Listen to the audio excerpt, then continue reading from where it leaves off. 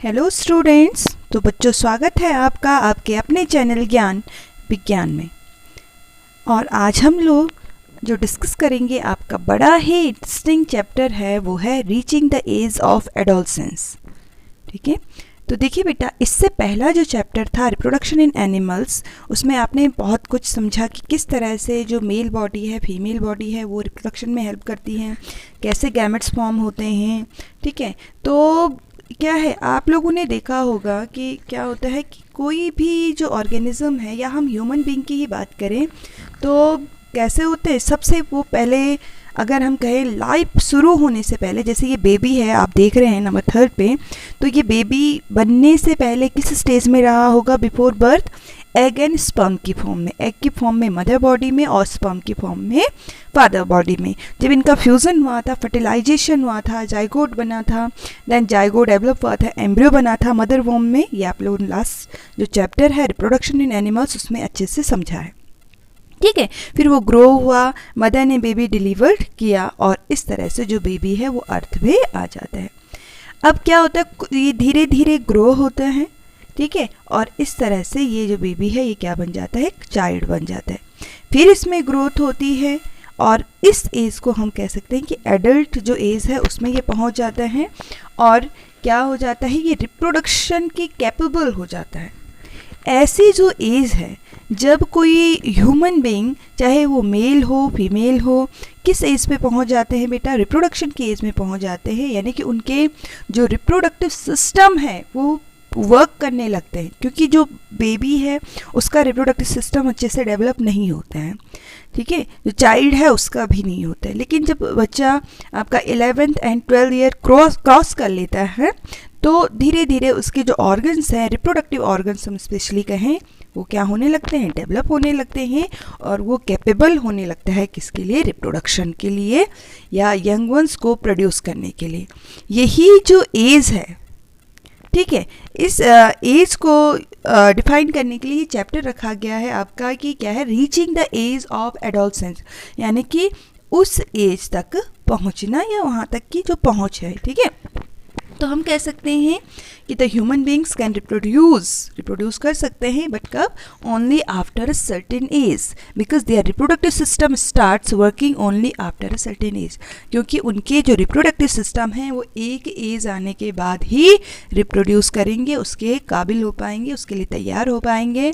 ठीक है, और उसमें किसका रोल सबसे ज़्यादा होता है? वो हार्मोन का रोल होता है। हमारी बॉडी में जो हार्मोन्स बनते हैं, मेल हार्मोन फीमेल हार्मोन, ठीक है, उनका रोल काफ़ी ज़्यादा होता है रिप्रोडक्टिव सिस्टम को तैयार करने के लिए या मैच्योर करने के लिए। ठीक है, ओके, चलिए आगे बढ़ते हैं। अब हम समझते हैं कि एडोलसेंस है क्या, किसको हम एडोलसेंस कहेंगे। देखिए बेटा, एडोलसेंस है क्या? तो ये जो एडोलसेंस जो वर्ड है ना, ये कहाँ से आया है? Actually it come from the Latin word, या एडोल्ट स्केज से हम कहते हैं, विच मीन्स होता है ग्रो इनटू मैच्योरिटी। किधर की ओर जा रहे हैं? मैच्योरिटी की ओर जा रहे हैं। ठीक है, और जब वो मैच्योर हो जाएगा, वो ह्यूमन बीइंग जब मैच्योर हो जाता है, यानी कि फुल्ली ग्रोन हो जाता है, डेवलप्ड हो जाता है, ऐसे इंसान को हम कहते हैं एडल्ट पर्सन।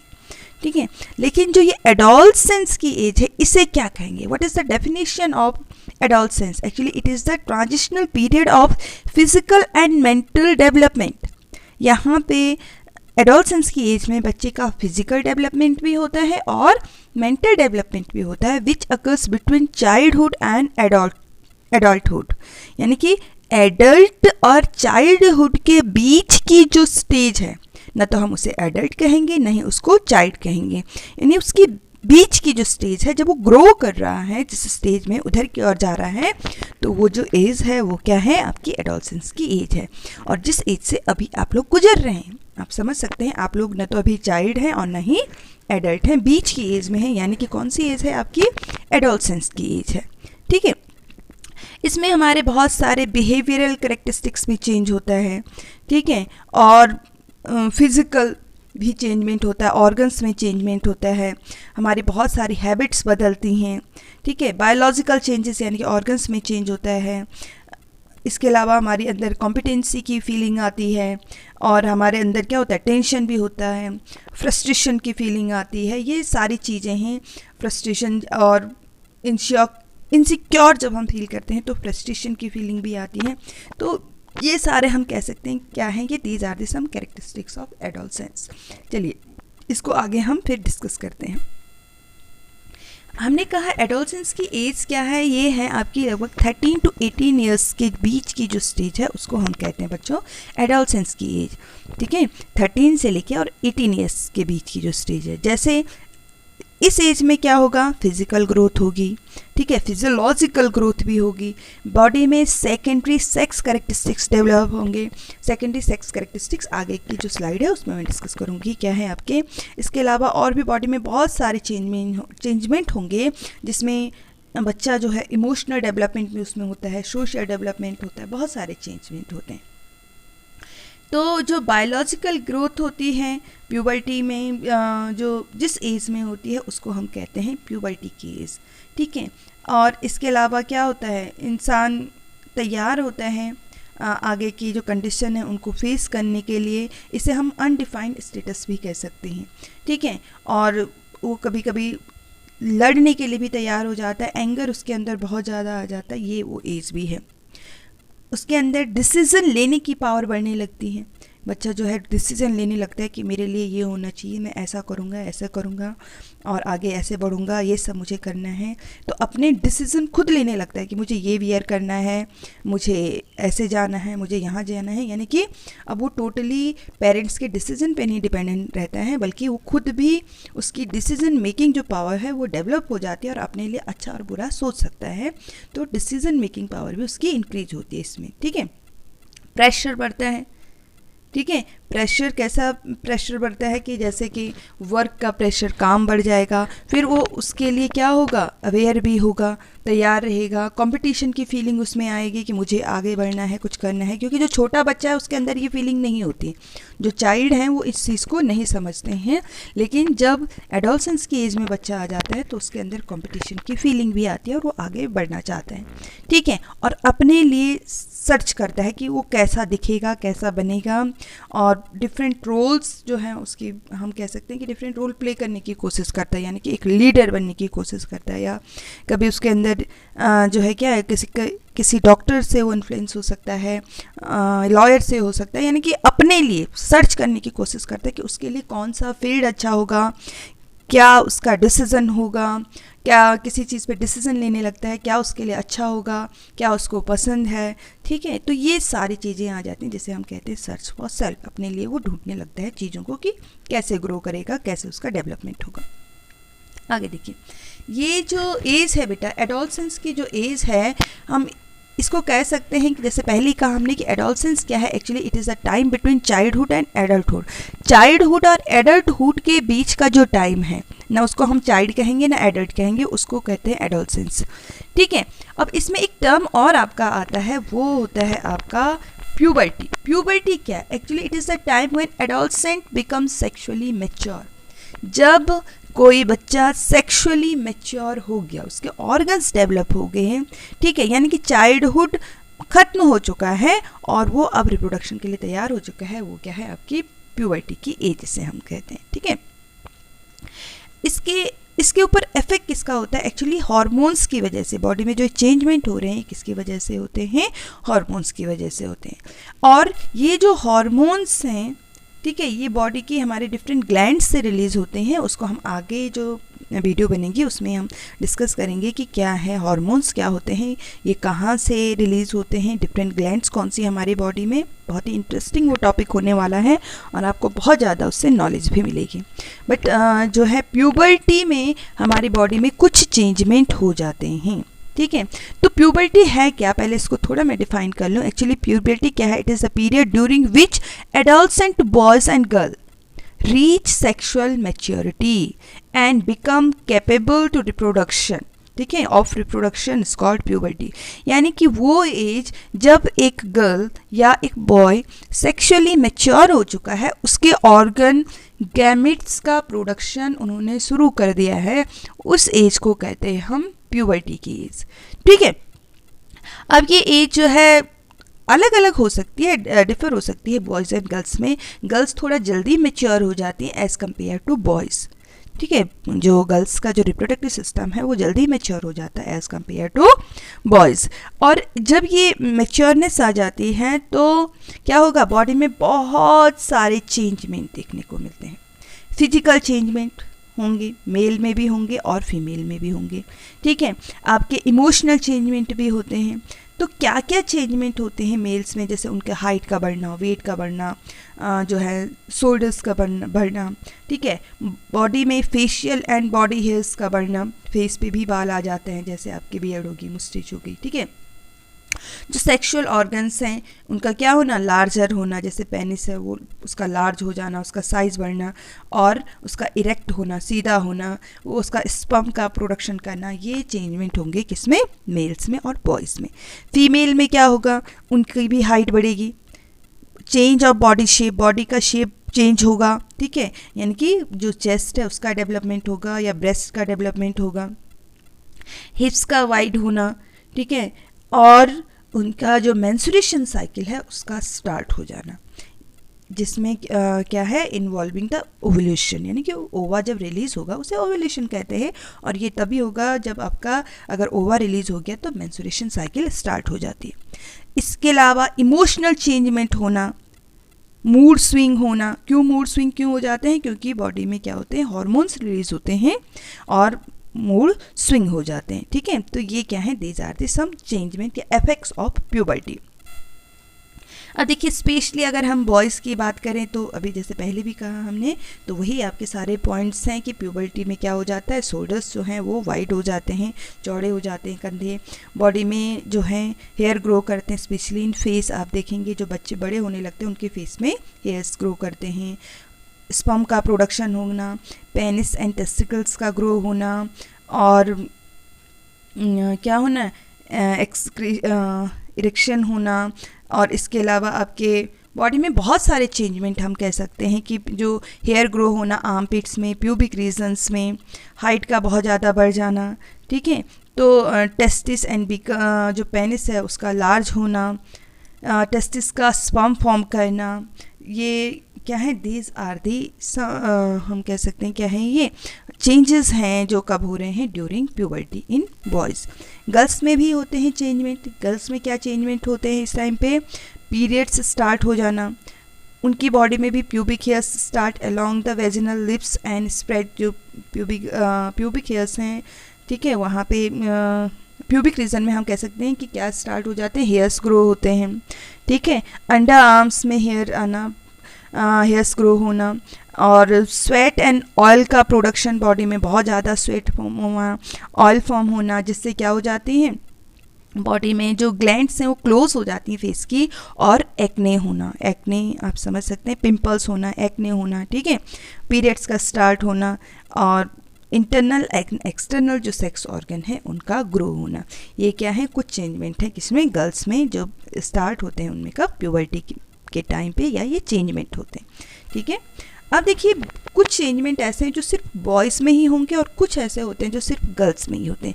इनमें एक है आपका, अगर हम बॉयज़ की बात करें तो उनमें जो एडम्स एप्पल है ये ग्रो हो जाता है। एडम्स एप्पल आप जानते हैं बेटा कहाँ पे प्रेजेंट है, एडम्स एप्पल ये नेक में प्रेजेंट होता है, इस रीजन में, ये देखिए दिस वन, ये एडम्स एप्पल है। जब बॉयज़ में टेस्टोस्टेरोन हार्मोन रिलीज होने लगता है तो ये जो एडम्स एप्पल है ये ग्रो हो जाता है। इस एडम्स एप्पल को हम वॉइस बॉक्स भी कहते हैं, ठीक है, क्योंकि यहीं से क्या होती है, वॉइस का प्रोडक्शन होता है, यहीं पे एयर हमारी वाइब्रेट होती है और एयर का प्रोडक्शन होता है, हवा यहाँ आपकी साउंड का प्रोडक्शन होता है, यहाँ पे साउंड फॉर्म होती है। तो बॉयज़ में टेस्टोस्टेरोन की वजह से ये ग्लैंड ऐसे बढ़ जाती है, बाहर की ओर आ जाती है, और उनका जो वॉइस बॉक्स है वो बड़ा हो जाता है। उसका बड़ा होने से क्या हो जाता है, उनकी जो वॉइस है, उनकी जो आवाज़ है ये डीप एंड हॉरस होती है और लो पिच वाली होती है, ठीक है। और दिखता कैसा है एडम्स एप्पल्स, इस तरह से आपने देखा होगा, अगर आप यहाँ पे नेक का पोर्शन देखें तो बॉयज़ में ये जो वॉइस बॉक्स है ये इस तरह से बाहर निकला हुआ होता है, ठीक है। तो इसको हम क्या कहते हैं, चाहे लैरिंग्स जो है इस तरह से निकला होता है, इसी लैरिंग्स को हम वॉइस बॉक्स भी कहते हैं। आगे देखिए, पिंपल, एक्ने होना फेस में, ये दोनों में होता है, बॉयज़ में भी और गर्ल्स में भी होता है, क्योंकि इस टाइम पे जो हमारी स्वेट ग्लैंड्स हैं या ऑयल ग्लैंड्स हैं काफ़ी एक्टिव हो जाती हैं और जो बॉडी की जो ग्लैंड्स हैं, जो पोर्स हैं, उनको ये बंद कर देती हैं। फिर उसके बाद वहाँ पे स्वेट में क्या होगा, बैक्टीरिया फॉर्म होते हैं और वो बैक्टीरिया वहाँ पे पिंपल्स फॉर्म कर देते हैं, एक्ने वहाँ पे बना देते हैं, ठीक है। ब्लैक हेड होना, ये सारी चीज़ें जो है इस एज में कॉमन होती हैं। इसके अलावा सेक्स ऑर्गन का डेवलपमेंट होना, ये भी बहुत बड़ा चेंजमेंट है, चाहे बॉयज़ हैं चाहे गर्ल्स हैं, दोनों की जो बॉडी है उसमें क्या होंगे बेटा, जो सेक्स ऑर्गन्स हैं वो भी डेवलप हो जाते हैं। इस एज में mental, intellectual and emotional maturity आ जाती है, ठीक है। जो ये एज है, इस टाइम पे बच्चे कैसे हो जाते हैं, वो सोचने लगते हैं अपने बारे में, ठीक है, इंडिपेंडेंट होने लगते हैं, अपने लिए सेल्फ कॉन्शियस होने लगते हैं, अपनी सारी चीज़ों का ध्यान रखने लगते हैं, अपनी स्टडी का ध्यान रखेंगे, अपनी बॉडी फिटनेस का ध्यान रखेंगे, अवेयर हो जाते हैं कि हमें किस तरह से फिट होना है, हमारी बॉडी किस तरह से देखनी चाहिए, ठीक है, बिल्कुल फिट होने की कोशिश करते हैं, स्मार्ट बनने की कोशिश करते हैं। इसके अलावा अपनी सारी चीज़ों का ध्यान रखते हैं, हम कह सकते हैं कि सेल्फ कॉन्शियस हो जाते हैं, अपने लिए जागरूक होना जिसे बोलते हैं ना, कि अपने लिए खुद सोचने लगते हैं। इंटेलेक्चुअल डेवलपमेंट्स होता है इसमें, यानी कि वो क्या करते हैं, सोचने में बहुत टाइम स्पेंड करने लगते हैं, कॉन्सिडरेबल टाइम थिंकिंग, सोचते रहते हैं अपने बारे में कि कैसे होगा, फ्यूचर के बारे में सोचने लगते हैं। तो ये भी चेंजमेंट है प्यूबर्टी की एज में। कभी कभी क्या होता है, वो इनसिक्योर भी फील करते हैं while trying to adjust to the change in the body and mind, क्योंकि उनकी बॉडी में बहुत सारे चेंजमेंट हो रहे होते हैं, उस टाइम पे बॉडी में बहुत सारे हार्मोन्स रिलीज हो रहे होते हैं, तो इस टाइम पे वो कभी कभी इनसिक्योर भी फील करते हैं।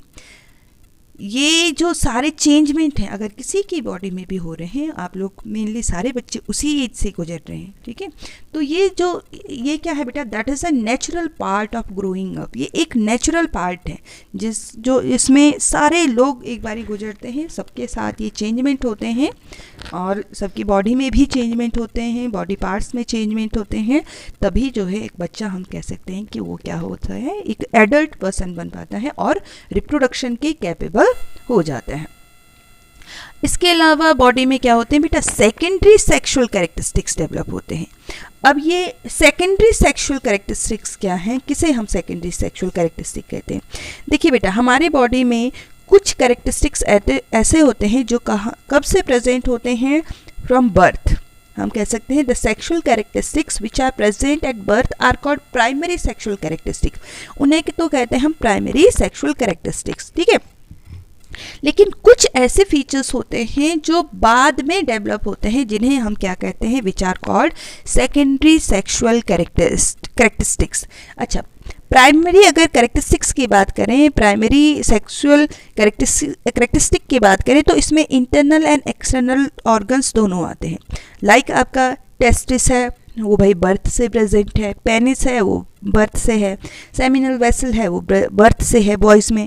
गर्ल्स में बात करें, ओवरीज, ओविडक्ट, यूट्रस, वेजाइना, ये सारे क्या है, फ्रॉम बर्थ। तो ये प्राइमरी सेक्सुअल कैरेक्टरिस्टिक्स है, यानी कि ये कब से है हमारी बॉडी में, फ्रॉम बर्थ। लेकिन जो सेकेंडरी सेक्सुअल कैरेक्टरिस्टिक्स हैं, ये कैसे होते हैं बेटा, they are controlled by hormones. Hormones इनको कंट्रोल करते हैं, ठीक है। और जो बच्चा है उसको क्या करता है, सेक्सुअली मैच्योर करता है, चाहे बॉय हो चाहे गर्ल हो।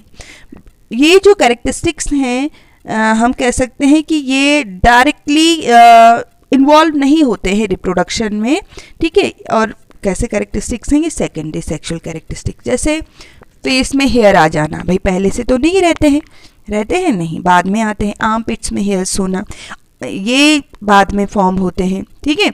और जो टेस्टिस है ये स्पर्म्स को प्रोड्यूस करना स्टार्ट कर देता है, ये भी बाद में डेवलप होता है, स्पर्म का फॉर्मेशन। हार्मोन्स फॉर्म होना, एंडोक्राइन जो ग्लैंड्स हैं हमारी, इनको आगे की वीडियो में डिस्कस करूँगी जब आपको डिफरेंट हार्मोन्स के बारे में पढ़ाऊँगी। अभी आप समझ सकते हैं कि सेकेंडरी सेक्सुअल कैरेक्टरिस्टिक्स यानी कि जो एक एज आने के बाद डेवलप हो रहे हैं बॉडी में, उन्हें हम क्या कहते हैं, सेकेंडरी सेक्सुअल कैरेक्टरिस्टिक कहते हैं। तो कौन कौन से हैं, जैसे हेयर ग्रो होना फेस में, ठीक है, हम कह सकते हैं hair grow on face in form of mustache and beard boys में। शोल्डर्स एंड चेस्ट ब्रॉडन, किस में होगा, शोल्डर एंड चेस्ट जो ब्रॉड होती है बॉयज़ में होती है। डीपर वॉइस होना यानी कि हैवी हो जाना, जो वॉइस है हमारी लो पिच्ड की होना। आपने देखा होगा जो आप बॉयज़ होंगे, अगर जो मेरे स्टूडेंट हैं अगर वो बॉयज़ हैं तो उनकी आवाज़ पहले पतली रही होगी लड़कियों जैसी, लेकिन जब बॉडी में टेस्टोस्टेरोन हार्मोन बनने लगता है तो वॉइस बॉक्स बड़ा हो जाता है और उस वजह से आवाज़ जो है वो कैसी हो जाती है, मोटी हो जाती है, या हम कहते हैं डीप हो जाती है, हॉरस हो जाती है और लो पिच वाली हो जाती है। जबकि गर्ल्स में ये कैरेक्टर नहीं होता है, गर्ल्स का वॉइस बॉक्स नहीं चेंज होता है, क्योंकि उनमें क्या होता है, कौन सा हार्मोन बनता है, उनमें ये टेस्टोस्टेरोन हार्मोन नहीं बनता है।